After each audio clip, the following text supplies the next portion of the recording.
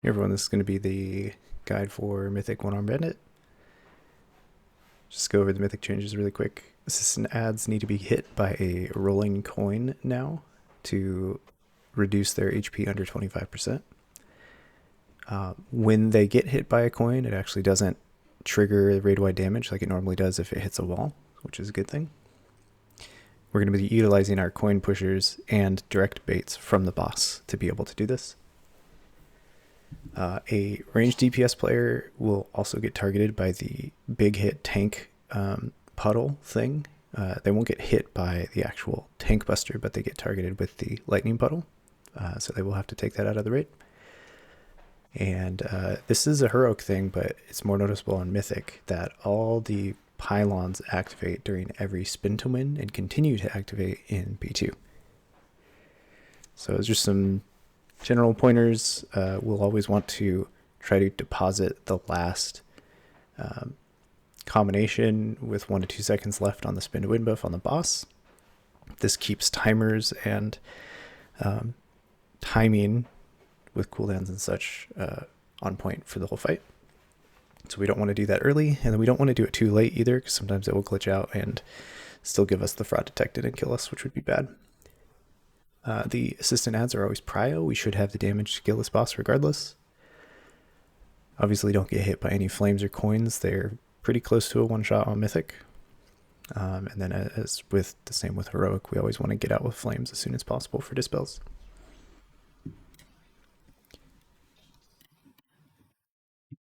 So let's talk about the ad order on how we're going to deal with ads in phase 1.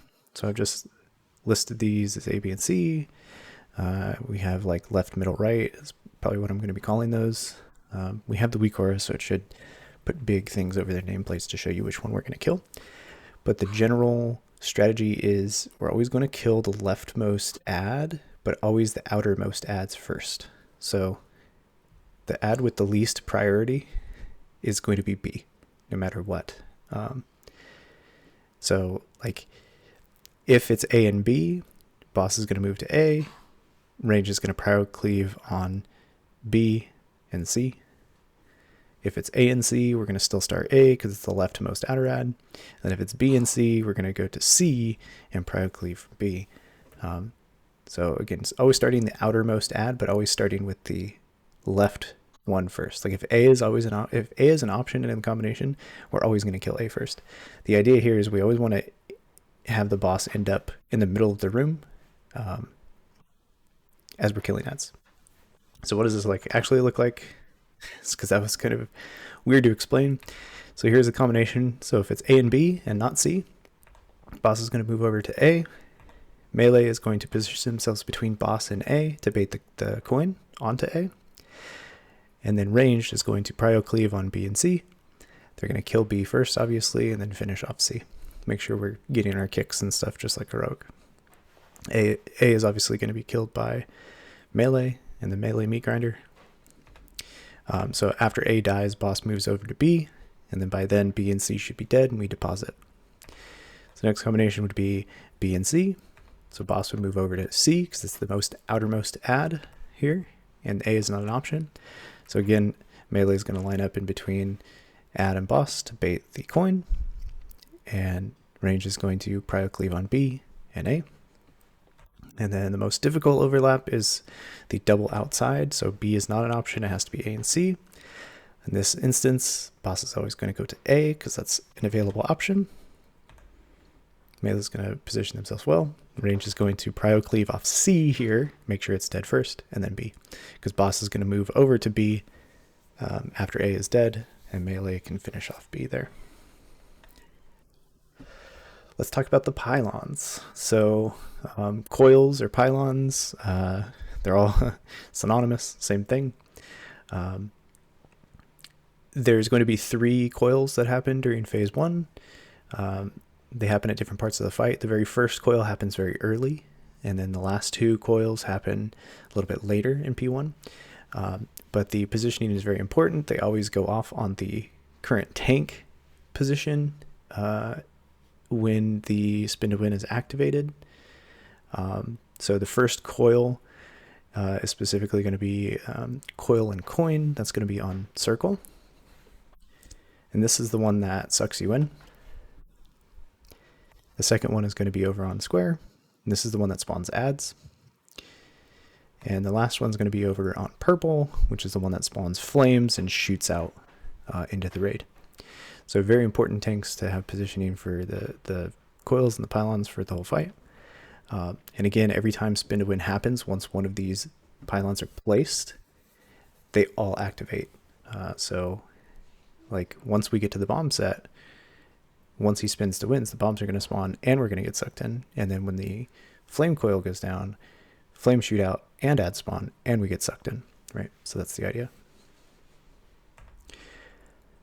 We'll talk about puddle placements. Like I said before, range is going to get targeted with the tank thing. We're just going to do positioning kind of like this. So top right of the room near X, but not on X, is where tank is going to lay their stuff. Obviously, they can adjust as necessary. Range Joe is going to take it out to the left side of the room or like the bottom left. You want to try to keep the bottom middle area here by the entrance completely clear, because that's where we're going to be trying to bait the coins throughout the entire fight. And we don't want those coins to go into the puddles, because then our coin pushers are going to be super sad. You never want to stack two of these on top of each other, because it will infinitely grow the lightning puddle to cover the entire room if you cover up too much of two puddles. So don't do that. All right, let's talk about the bomb movement specifically. So this is going to be coil and bomb, or anything with bomb in the combination. Boston's going to be near X, not on the wall though. You want to have enough space in between the wall and the boss to spawn the ads. And then the tank is going to go basically stand on X and face the boss towards the wall. The ads will spawn in front of the boss's current position, so this is how we're baiting them.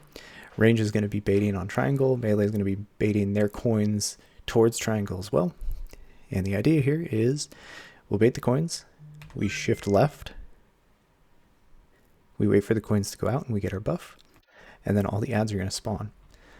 And we basically want to kite away towards where the coins were going, but obviously not into where the big AoE coin ground effect happens, and then kind of in an arcing motion to the left. So it kind of looks like this, but might be a little bit more exaggerated. So you can see us move that way, and the bombs kind of follow us, and those are prio. And we do that for every bomb set. It's pretty easy. All right, let's talk about phase 2.